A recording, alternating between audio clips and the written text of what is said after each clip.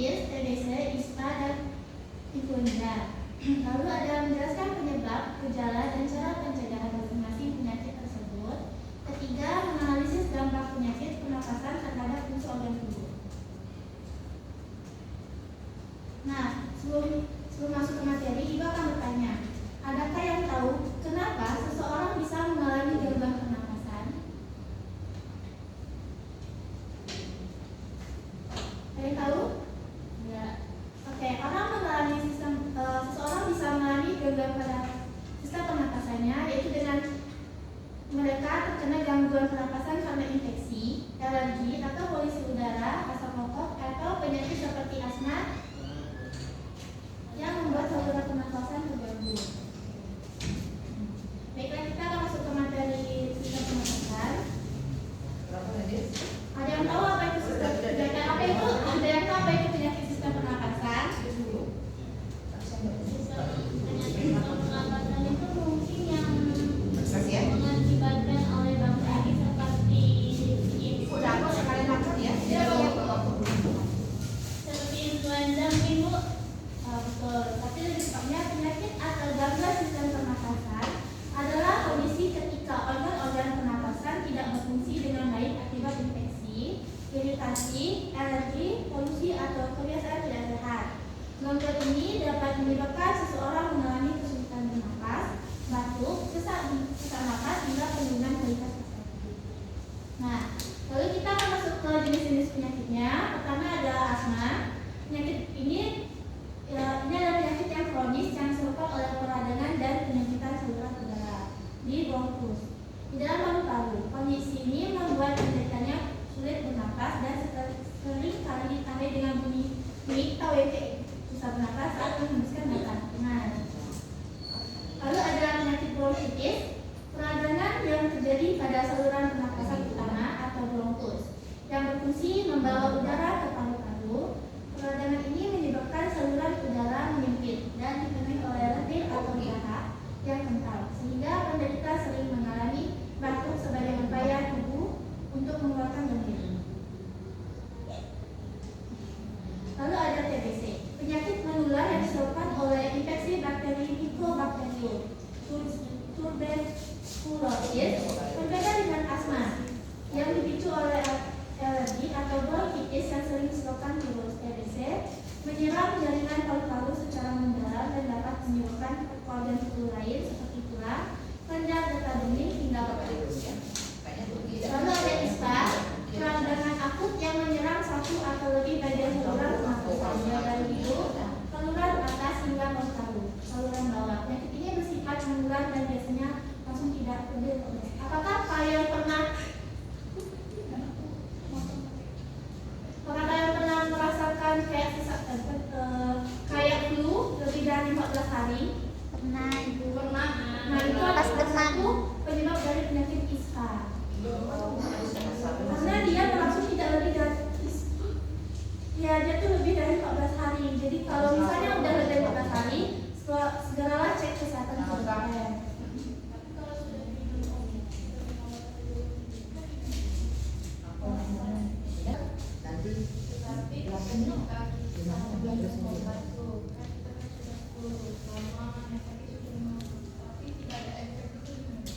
Nah, itu harus segera ke klinik atau ke dokter di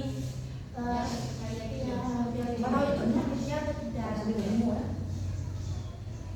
Nah, lalu ada penyakit pneumonia, infeksi yang menyebabkan peradangan pada kantung udara atau alveoli di salah satu atau kedua paru-paru. Pada kondisi ini, kantong udara terisi oleh cairan atau nanas sehingga menghambat pertukaran oksigen dan membuat penderitanya sulit bernapas.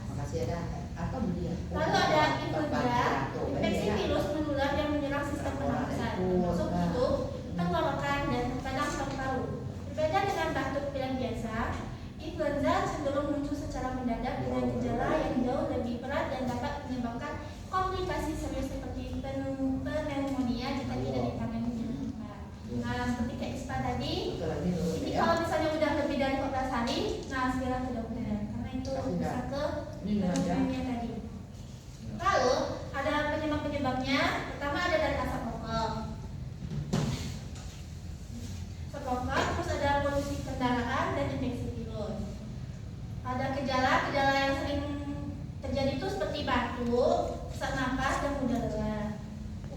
pencegahannya dengan menggunakan masker, berolahraga, atau menanam tanaman. Oke, kan tadi udah disebutin tuh upaya, gejala, sama penyebab. Di sini ibu punya kartu. Nah, nanti kalian maju ke depan, ambil satu kartu. Nah, bisa kayak gini. Ini kan ada pengertiannya. Ini termasuk upaya, penyebab, atau gejala. Oke. Kameranya mantapnya depan belakang nanti gitu ya. Oke. Kita baca dulu terus coba kita.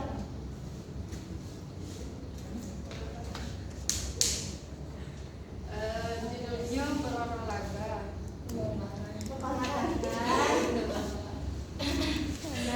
Terus di sininya tuh menguatkan paru-paru dan meningkatkan kapasitas pernapasan. Ini penjelasan. Penjelasan. Dia tuh ada gejala, penyebab, sama upaya. Upaya. Benar, itu ada upaya. Oke. Jadi kalau misalnya kayak biar kita nggak terkena penyakit pada saluran pernapasan, upaya itu dengan rajin olahraga. Ya, ada lagi?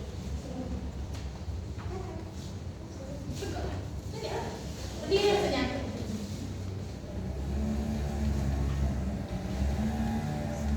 Judulnya sesak napas. Penjelasannya itu terjadi saat udara sulit masuk ke paru-paru. Apa tadi soalnya? Ada gejala, upaya, dan pencegahan.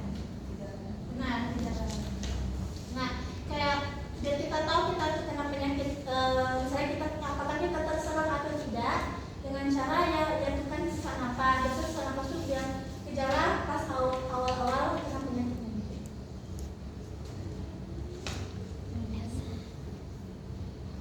Oke, baiklah, karena kalian sepertinya sudah mengerti, Ibu akan memberikan KPD. Kita kan duduk di kelompok. Nih.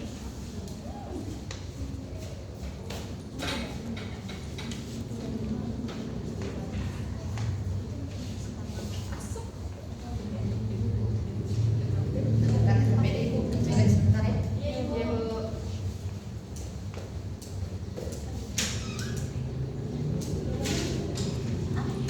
Lanjut.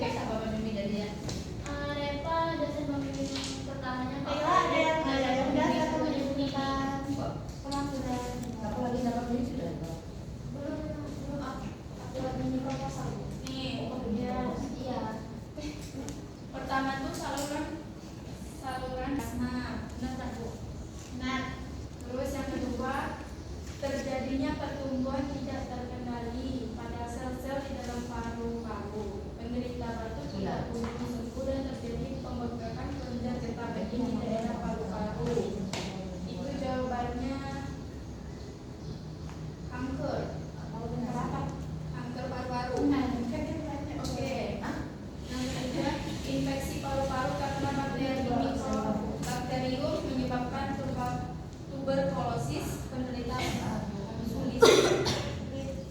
sulit bernapas dan batuk yang parah disertai darah. Itu jawabannya TBC. Ya. Yang terakhir, penyakit flu yang melalui udara yang mengandung bersih dari penderita, itu influenza. Nah, Oke. makasih Lola. Ya, sama-sama Ibu. Tepuk tangan untuk Lola.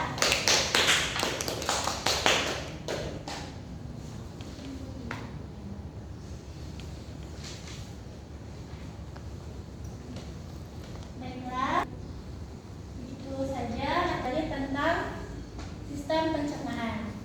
Nah, untuk kalian Ibu memberi tugas di halaman 24. Sebelum pembelajaran kita koreksi bersama-sama ya.